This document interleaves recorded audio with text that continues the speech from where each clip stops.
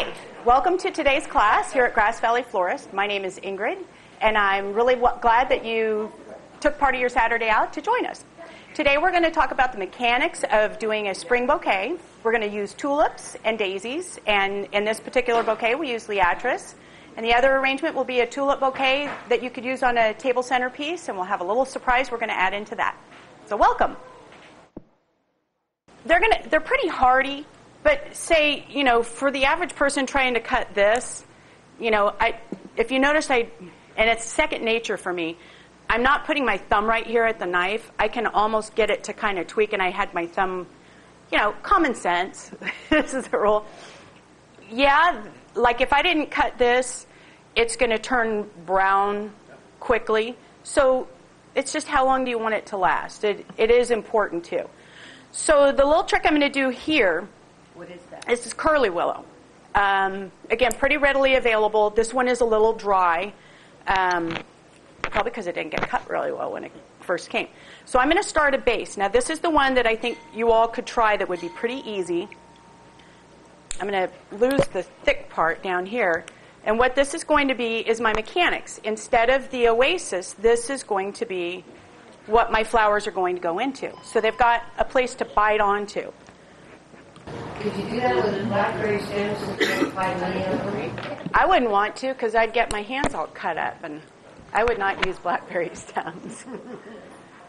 I guess you could use whatever you want, but I know that the curly willow is not going to rot. Oh, it's not going to rot in there, then? No. If anything, it's going to sprout, and you could have a tree.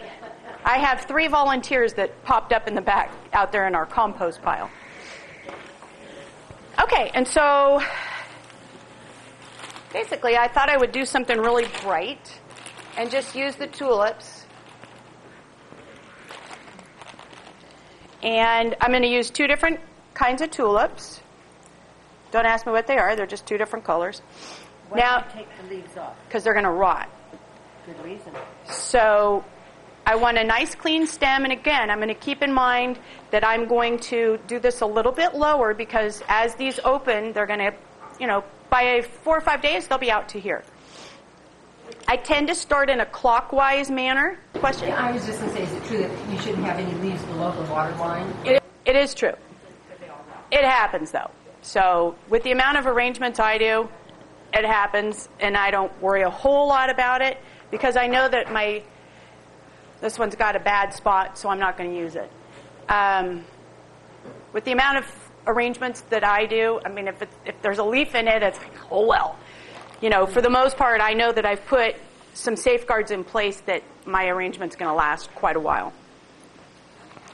And as you can tell, I'm not really having to do a lot. I'm just popping these in here, and these had some bad spots, so they're especially shorter than I would normally start with, but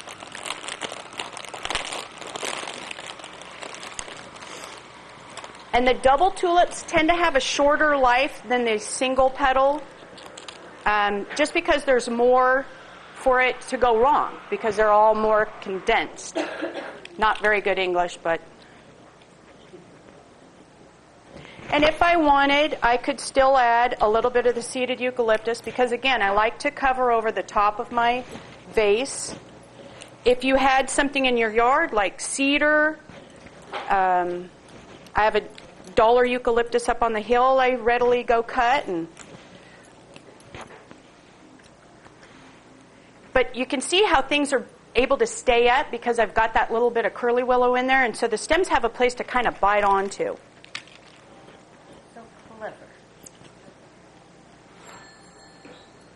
It actually looks kind of pretty, too.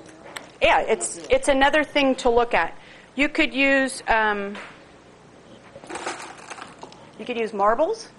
You could use rocks. I wouldn't use the gravel from your driveway, but if you were at the river, you saw some pretty rocks, you could put those in. I use everything. Cranberries. Huh? Cranberries. Cranberries float. That's the problem with them. They're cool, and they rot. So they're only good like if you're having a party and you only need it to look good for a day or 2. But I have done the cranberry thing. Cranberries with a gardenia floating in it at Christmas time, really cool. We could do that at Christmas. So basically, you can just see that this is pretty darn simple.